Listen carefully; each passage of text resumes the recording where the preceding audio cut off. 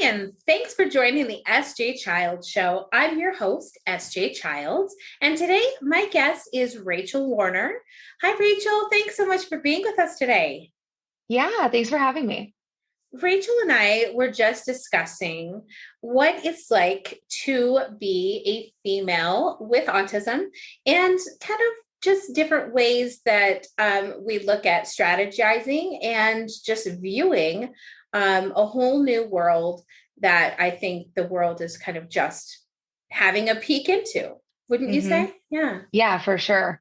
I think our world sort of misses the mark on what they how they view autism and the picture they sort of carry around in their mind. Um, we're not all 8-year-old boys. Surprise. Yeah, think that's well said. Yeah. Exactly. And there is such a difference. I mean, they obviously, they count the number of boys and it's like these super high numbers. It's like 1 in 30 is our stats right now for Right. people with autism in the world. And it's like 1 in, 11 boys in Utah where I'm at. I'm not quite sure where you're at, but Wow. yeah, it's high, but the It's number high. that is girls is so much different. And we're going to talk about that today. We're going to talk about kind of these hits and misses and how girls are so much better at masking and covering up, right? Right. Yeah. Let's start back to maybe even childhood, college, like you said. Tell us a little bit about yourself and who you are. Yeah. So I grew up like in a pretty normal family. My parents are still married. I think from day one, my parents knew I was different, but there was never, it was the 90s, like there was Ritalin or like you were fine. Yeah. Like that Right. was there was no in between. And so it was even pointed out to them by my pediatrician when I wasn't talking at 3 years old that like maybe there was something going on, and nothing was ever pursued, nothing was ever investigated. So it just stayed what it was, and I excelled in school, but I really, really struggled with my peers. Like I could just never get it right. Like it didn't matter. I would be right 90% of the time in social settings. And then 10% of the time, I'd totally stick my foot in my mouth. And it was Right. just utterly embarrassing. And that is how I describe like literally from the day I started talking until like, hi, I'm 30, still doing it. Yeah. Right. Yeah. Oh, isn't that the truth? Yeah. So, and as you can imagine, like it results in a ton of like bullying, a ton of trauma, and Yeah. you start to develop coping mechanisms and trauma responses, and that's where masking comes in for so many of us. And so, Yeah. by the time I'd gotten to middle school and high school, I realized like I wanted nothing more than to be popular. Like I Yeah. remember having this thought, like if only I could be popular, my world would be better. People would like me. And so I like was a cheerleader, and I, played sports, and I tried to do what the popular kids did, and like could never, it never worked. Like Right. moral of the story. That's so Um, interesting. yeah, When you were on that cheerleading squad, I mean, normally you see them and they're just like this tight group of kids that you're like, oh, I want to be a part of that. Absolutely. Right. right. How did that look for you or feel for you? I mean, did you participate in all of the things, obviously it's the social events, but how did you still feel within that group? So, yeah, and that's interesting. So, in social dynamics, I thrive when I can be the dominant personality. Mhm. So, if I can be the center of attention, if it can be the Rachel show and I can control the dynamic, I'm fine with it. Yeah. The problem is when there's other big personalities near me and I can't control it. And then I don't know what the heck to do. Yeah. And apparently I'm like confrontational, or they're intimidated or something, and I'm unaware. Yeah. And so I will continue to be inadvertently confrontational. And that obviously results in mean girls. And so I Interesting. usually found myself like the leader of the misfits. Yeah. Because one of my autism super skills, like a lot of us, is that like I'll tell you what needs to be said, Yeah. Isn't you that the know? truth? Yeah. So like I'll stick up for people and tell you Yeah. to, take a hike. And so that's how I always end up being sort of the Yeah. leader of those that Listen. just don't fit in. Yeah. I'm learning so much, like we were talking about. I'm looking at my 9-year-old daughter now, and I've been looking at this male perspective of autism for so long with my son for over a decade. And now I'm learning all of these different ways to look at it for my daughter. And I'm seeing that in these types of situations, she's already lost friends. She is 9 years old. And she's already said, hey, this person said this about you. And the person was like, oh my gosh, that was so hurtful. I never want to talk to you again, even though she was Yeah. relaying a message. And, it was kind of right about the time where we were questioning. And so I reached out and said, I'm pretty sure she has autism. So let's give her some flexibility in learning this life lesson and how to communicate. We never heard from them again. They ghosted her. Saddest thing ever, right? Not a very good way Yeah. to help her through any kind of conflict resolution. Yeah. At 9. Yeah, Same. exactly. That's kind of crazy. But at the same time, it gave me a kind of a view in the sense that just like you, it's when she felt out of control. When she was the leader, she Mhm. was in control. She had control of things happening. Everything was okay. But once that little tiny crack of not controlling steps in, that's where your mind goes, oh my gosh, I don't know. What do I do next? This isn't Yeah. what I had planned. This is unexpected. I can't plan this next person's move. I don't know what to do. Exactly. Yeah. Yeah. So that's my like, that is the most challenging. And it's amazing how young it starts. Right. And, and, I think a lot of those elementary and middle and high school kids that are struggling with cutting and self-harm and eating disorders and things in which they're trying to control situations around them and manage their emotions. I think we should be looking into A hundred whether or percent. not they're on the spectrum, Yeah. because it's Yeah. it's I so agree. common and it starts so early. Yeah. Oh, and I love to be able to speak to you about this today because I think you and I have the exact same idea that this is Yeah. it's in more than less people than they would like to admit or see, Mhm. if for that matter. In you and in my, in you and me and in all of my family, which Yeah. everyone knows, and I celebrate it with 100%. I back them up all the way, and it Yeah. it is so interesting because thinking back to, I wasn't really in cheerleading or, would did stuff like that, but I was in like choirs, and, it was the same thing. It was like, I always had like the loudest, strongest voice. I'd always have to be like in the back of the choir, even though I'm the shortest Yes. person ever.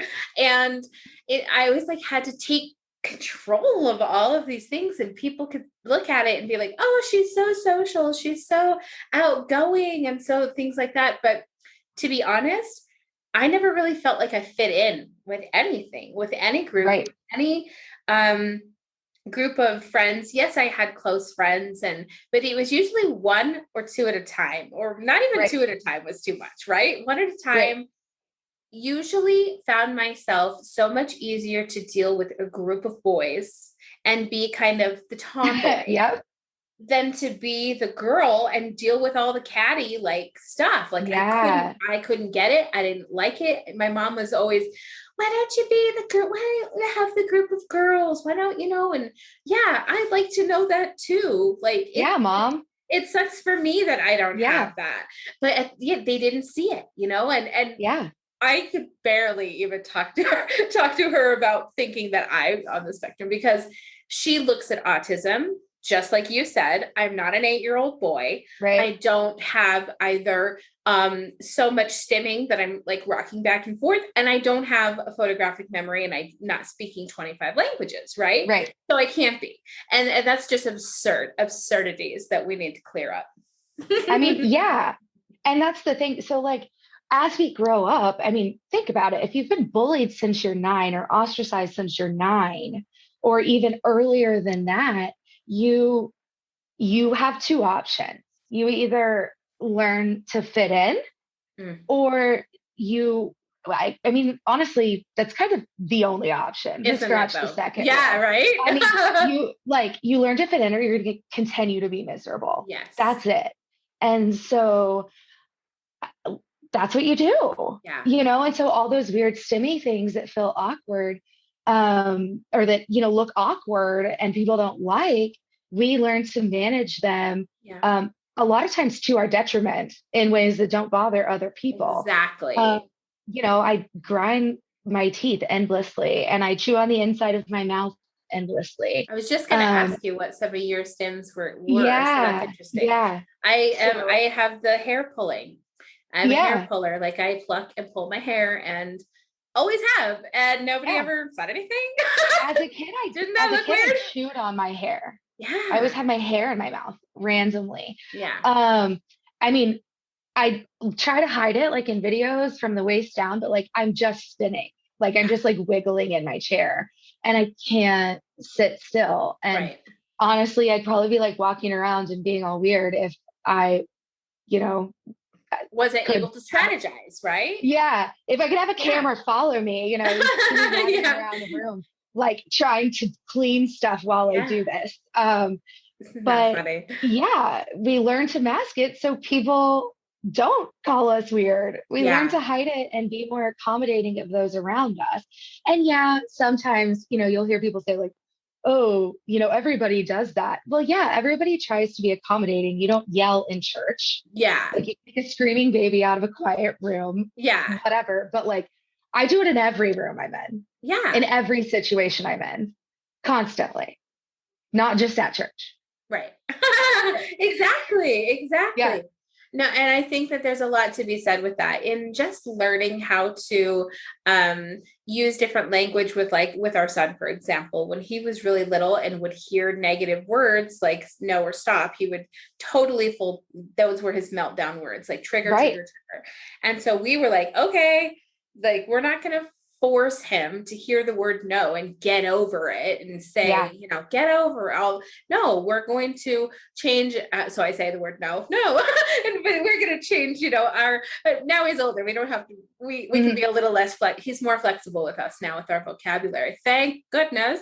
But Yeah. there, he's so strict. And so we started saying, okay, let's change our vocabulary. Let's change our perspective. Let's start being more flexible with what we say because we want him to feel comfortable. He's at home. Mhm. Like we don't want him to Right. feel like Right. can't be comfortable in his own home. So Yeah. it's really taught us a lot. And then now learning years later, that we're like looking at each other going, oh, okay, I get this Yeah. kind of And thing. it's so funny. There's a lot of things that we realize that benefit autistic people or neurodivergent people that actually benefit everybody. Yeah, So changing up that language from negative language and saying stop running, stop doing that, to hey, can you use your walking feet, is exactly. actually a better option because you're telling them what you want them to do. Yelling stop and no at a Exactly. child, um, isn't actually that helpful. No, I agree. Yeah, And that's true of any it really is. neurotype, you It's know? so true. So true. Yeah. Yeah, I think that it's interesting. I think at least for me, like coming into my next era of life and looking, having this new perspective and this new kind of desire to parent differently, to look at my children a little differently and give them so much more like flexibility, and just be kind of like you can have your own independence, Yeah. confidence. One thing, our daughter loves to like cook her own breakfast and stuff, and she's How 9. fun. And I love that. Yeah, if you can get up and be independent at 9 years old, make your own meals, do, your own things. And then she wants to do it for us too, which is so cute. How And we cute. love it. But it's great that it's instead of being in there saying, oh no, don't touch the stove, don't do this, don't, it's like, Yeah. okay, Now, if this burns you, you're never going to do it again. Like, Yeah. look for this, because if this happens, you're going to learn a big lesson. But it's all of those natural consequences and her own moving through it naturally. That's what Hmm. she needs. That's the space she needs, I you mean, and know? that's what every kid Yeah. needs, Right. is learning through play. And Yeah. that, for some kids, that might mean reading a book or something, but for some that might mean jumping off of a jungle gym and realizing that that's how you break your fibula. Like, Exactly. so it's all kids So learn. true. Yeah, all Our kids son can did that. learn Yeah. sort of similarly and benefit from the things that help autistic people. So people just do them. Yeah. Right. They'll help Right. you too. No, Yeah, I for sure. agree. And I think that, I've been reading this really great book, and I probably posted about it, Uniquely Human. And it's just so eye-opening. And it's like a refreshing perspective to Yeah. look at it and say, yeah, you know what? We all are human, and we all jump up and down, and we all have in one time yelled loudly or something. Hmm. And yes, we all have to learn when is not, when and when not to do those things. We Yeah. all have to learn strategies. And for us to kind of put all this pressure on a child to stop behaving in a way that might be actually beneficial to them, like, Yeah. we're doing a disservice. We're doing Yeah. them a huge disservice. We need to stop and say, okay, what is this providing for you? What kind of, sensory input, output are you Yeah. getting from this? For And sure. then build on those kind of strategies. So, Right. Exactly. And then, I mean, as you do that, you might realize that, kids around them benefit from those strategies as well, or simply think they're yes. cool. So, Right? like, so you get them like a wobble seat, so they can Love wiggle in their those. seat, which I have one Yes. on the way. Um, Yes, I be love here that. tomorrow. For yourself And or for for your son? Oh, myself, love no, for that. me, Yay. I might share. I don't know. Right? Um, That's great. yeah, maybe if he's lucky. But and they think that's cool. And now every kid wants the wobble seat, Yes, and cool. exactly. Like, it's fine. Just make it normal. I Just make it think so normal. too. I was talking to a mom that does kind of the same thing. She has a son, I want to say, that maybe has Down syndrome, but isn't verbal and uses like the iPad to communicate. And she started seeing this, parent or the teachers, oh, well, we can't have him bringing that device into the classroom. And the mom is just like, he has to have it. He's That's how he going to. talks. Yeah. Yeah. And instead of putting this fight up with school, she said, look, can I just come and talk to the classroom? Can I just come talk to the kids? And she Yeah. brought it in. She let all the kids use it. She let them all see it, feel it, touch it, see what it does. And now they support him. Now Yeah. she has programs where she goes into, high schools and other schools. And she says, Yeah.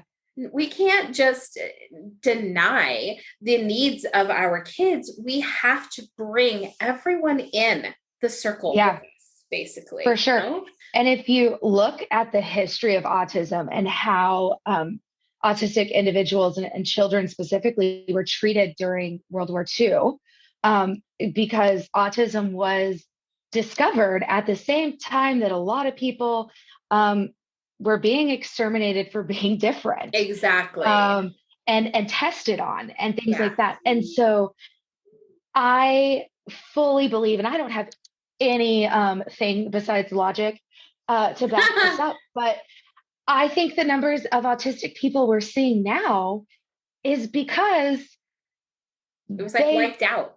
they were wiped out, Yeah. and now it's Wow. re-entering the gene pool.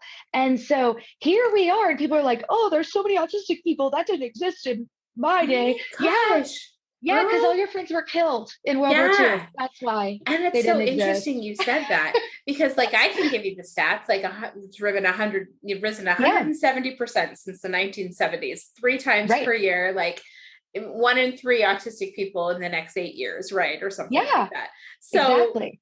that makes so much more sense. And Exactly. my husband and I always joke that it's evolution. It's It just is. a different way of thinking. It's not a disorder. It's not a disease. I'm not saying that it's not disabling for some people, and because the world is set up for neurodiverse, or Yeah. excuse me, Neurotypical people. thank you, Yeah. neurotypical people, and not neurodiversity, which we're We trying can to break dream, into, right? right? Exactly. We're building our own steps to the Yeah. rainbow. But yeah, it's incredible to be able to have these types of understandings about that. So that's really incredible. I like that. And I'm glad that you Yeah. got that Well, information. thank you. Yeah. And I think if you give children now the opportunity to be inclusive, the opportunity to be kind, like the opportunity to understand and be accepting, by and large, Yeah. they run with it Did and you they do read that so off well. this script I had written over here or something? No, I It's didn't. literally something I would say right out of my mouth. That is Right. exactly what I say about my kids, especially my children's books, get them into schools. Teachers aren't teaching emotional intelligence. Teachers Right. aren't teaching. We shouldn't expect them to, but why shouldn't we have the information available? Why Yeah. shouldn't we have it available so that they can be inclusive in all of their classes and with their peers?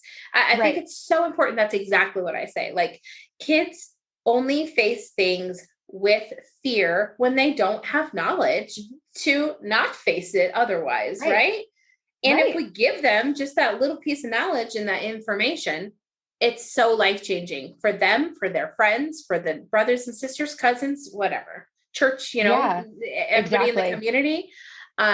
Yeah, I mean, I know on my end, like, I'm doing big things, trying to, really get it out there in the community and celebrate. And so, yeah, thank you so much Yeah. for being willing to share your experiences. I want to talk about how, now that you are an adult, you were diagnosed as an adult Uh-huh. also, but how the workplace, how that is kind of looks for you, because I think that that's something, personally, like, I'm trying to do some employee corporate training on how to be more inclusive of your employees that have autism. So tell me some things about that for you.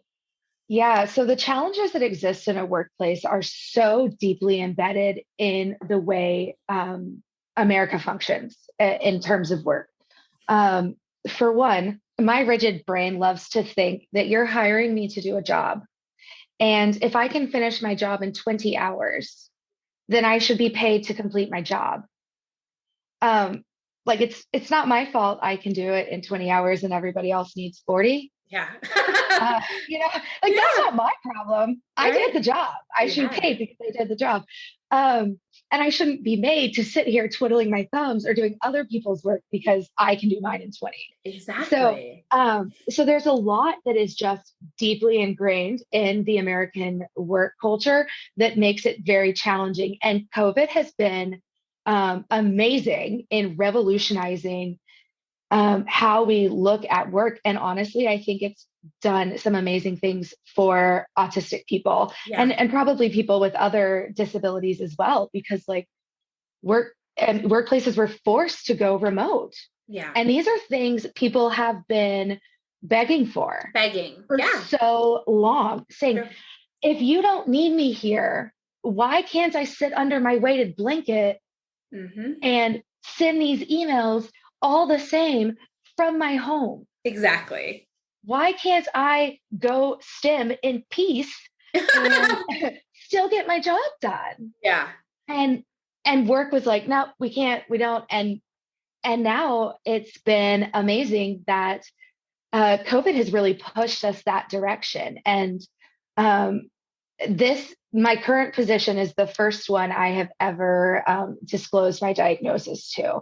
And it has been an interesting experience. It's definitely been um, more challenging than it has been when I didn't disclose Yeah. my. Do you think it's kind of discriminatory in that way, or? I don't even know that it's intentional. I don't think they're trying to be intentionally discriminatory. But I think there's some ableism that is in there. Awareness Um, issues? yeah, yeah. And so, and I work for people that work with people with disabilities. Yeah. Um, and that is why I mean, you would think those individuals would be the best Yeah. at being accommodating, and they are with our customers. Yeah. And that's why I Interesting. am really determined to sort of make this position work and utilize ADA to its fullest extent, because I fully believe that there should be a disabled person serving disabled people. Yes, And definitely. a lot of our population is autistic. Yeah. I mean, a lot of people are autistic, so we see a lot of autistic individuals. And so I fully believe I should be there. Yeah. Um, but it is difficult. It's difficult to function in a work environment where I don't know, like I will never understand work culture. Yeah. No, I think that my husband and I have, it's interesting. We've both, our parents would definitely push us to go get the city job, go work in the city, whatever. Yeah, I was a paralegal for years. So I worked in the city. I worked behind the desk and did all the work, just like you said. And really, though, our entrepreneur spirits were so heavy. And so yeah, we had to get away because we knew that we just couldn't follow somebody's 9 to 5 that schedule.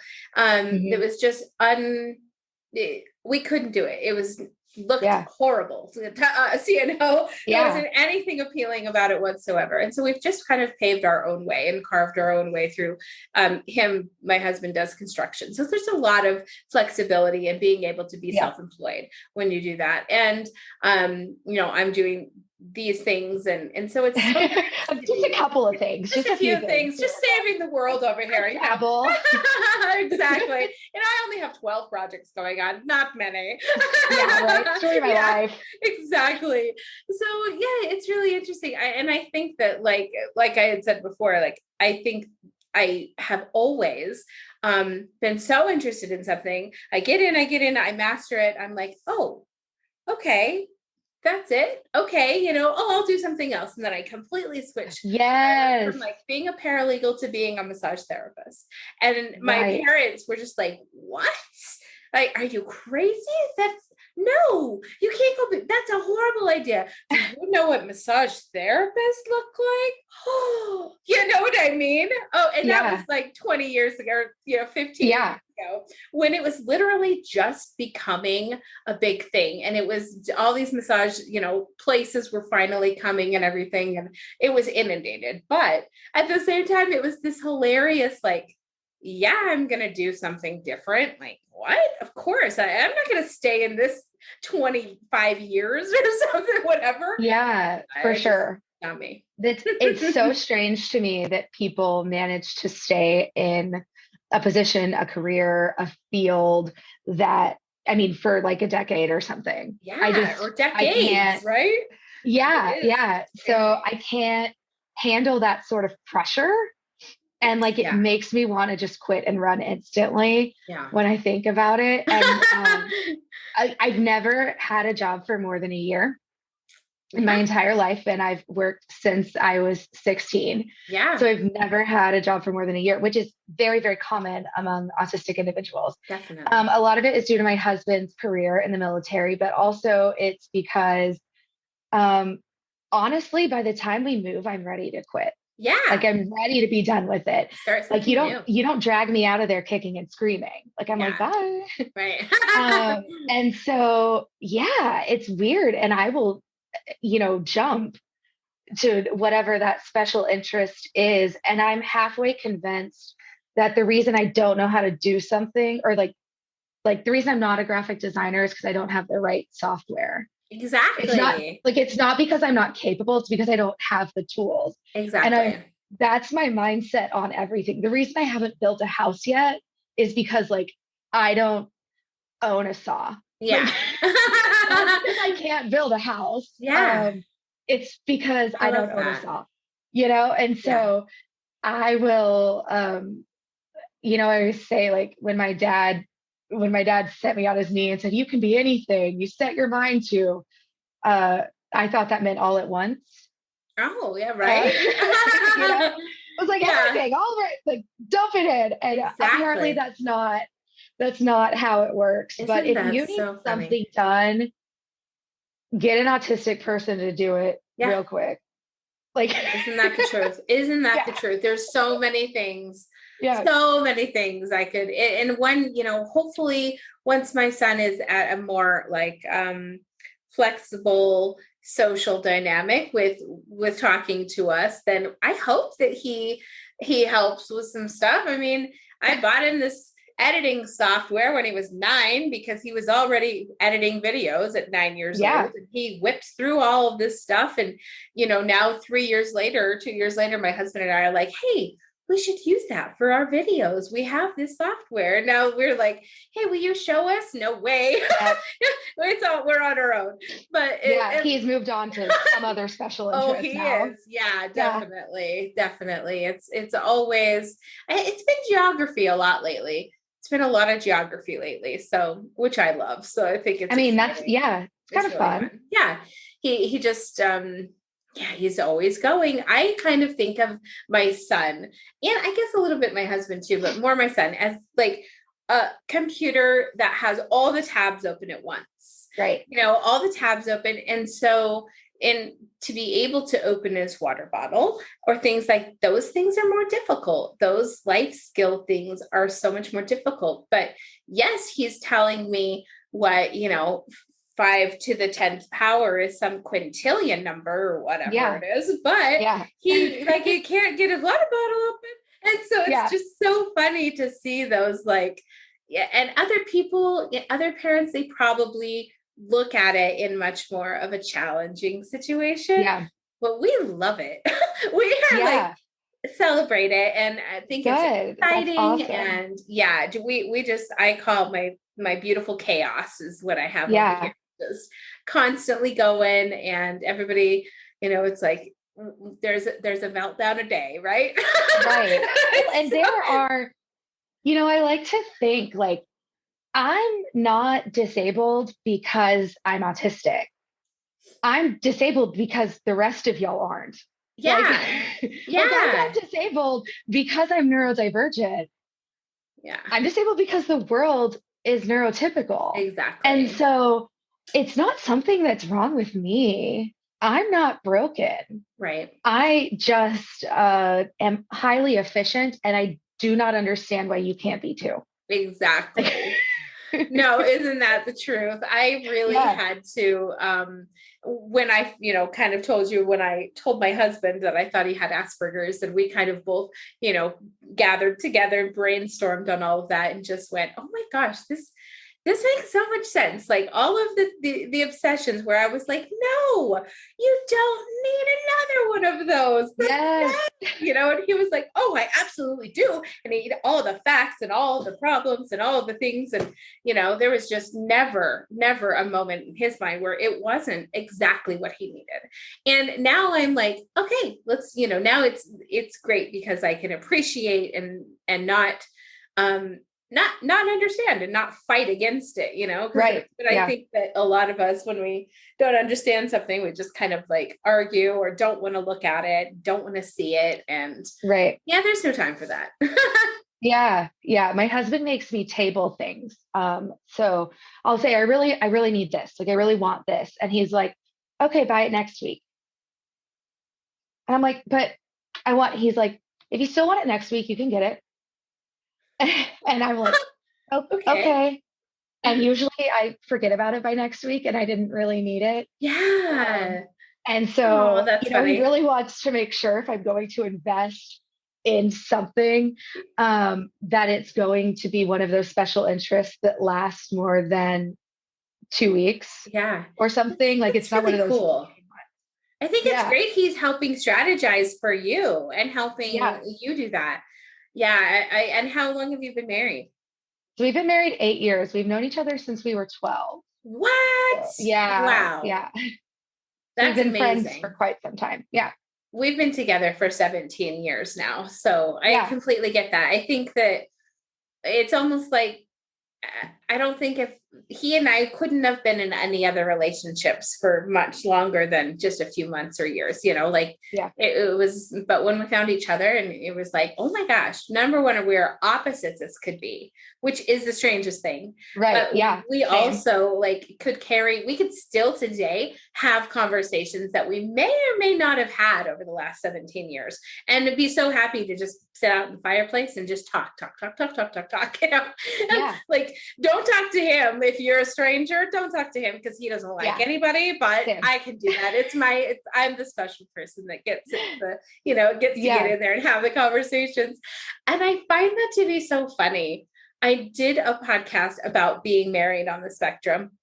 Uh-huh. And for a lady that, does a spectrum podcast. And so at the beginning, she had invited both he and I to come on, and he was just like, okay, and it ended up being him writing down me writing down all the answers to his questions for him, and then me answering them and being the one that did the podcast. And he was so great in just telling her, like, looking at you in this screen, even though it's even an audio, like, I'm in full body sweats and I'm not about to do this and be uncomfortable. Like, sorry, here's my wife, he just was just like honest and blunt. And she was like, I get it. Okay. It was great. But we kind of good for him. That, right? Yeah. I mean, because that's, we were talking about how I'm really trying to give myself what I need, like look silly in my headphones or spin around in my chair or work standing up or whatever it might be to regulate my sensory needs. And it's hard. It's really hard to be like, hey, I'm different and I need something else. Yeah. And I don't really care if that inconveniences you. Right. Because I spend 90% of the time trying not to inconvenience you. Yeah. I get 10%. And good for him for being like, not feeling him out. I'm out. Like that doesn't make me happy. And it was great. And it showed the real thing and the real, like I said, and go check out that poem too, that I was telling you about. It's called The Store, My Visit to the Store. And it's just like 2 minutes long or something. And it's just his experiences. And like I said, how, when he was punished for being different and being unique and having challenges and things like that, instead of encouraged. And so he really sees the world differently as kind of like a bunch of people that just don't understand and constantly judging him and always feeling ousted and kind of things like that. And so it's really interesting to, like, if I were to have written the same poem, it would all be like rainbows and flowers and how great it is to go out and meet people. But for him, it's painful. For him, it's painful. It's not only like physically painful, like just the heartbeat and the sweating, but it's emotionally, like inwardly painful for him to imagine, what is this person staring at me for? Why are they looking at me? Like, I'm not stealing anything, you know, and feeling like he's always being accused of something. And I just hate that for him. I hate that. But at the same time, it's kind of like where he has to strategize, right? Where he has to come in and maybe teach our kids what is better strategies for them going into places in the future. So, right. And we all have, throughout life, we have a choice. We can, experience all those traumas or all those challenges and cope. And that's a lot of where masking comes from and a lot of what kind of hinders autistic women.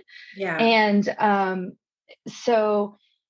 but we all develop systems or coping mechanisms however we can. And so, I mean, and it's all different. I mean, we all have a different one, but we have to figure out something that helps us function in the world. And a lot of times, unfortunately, it's to our detriment. A lot of times it's the like, stop your it's harmful to us. Stop your, exactly. Yeah, for sure. Well, I hope that today's conversation can really inspire so many people. I hope that, that group that we both belong to, I'm sure that a lot of people would love to hear this conversation, would really Yeah. get a lot out of it. And not only that, but really feel a sense of connection and really a sense of, okay, I'm not alone in this. Like I have someone like Rachel and Sarah to fall back on and to just say, oh, they get it. They can give me some grace today and give me some, you know, some flexibility and in my wanting to vent or wanting to accomplish and be proud of something that, you know, Yeah. we've all done, even if it seems small. Like I think sometimes the smallest feat have the biggest celebrations. So Yeah. I think that we need to really just be kind to people, right? Yeah. That's what I think both you and I really just want from people. It's Yeah. just For be sure. kind. Yeah, let's get that out there. Thank you so much for having this conversation with me Of course. today and Thanks for having being me. willing to be vulnerable and be real. And I just honor you, and I'm so thankful for your time. So yeah, we'll definitely be staying in touch. Yeah. Thank you so much. We'll Thanks. talk to you soon.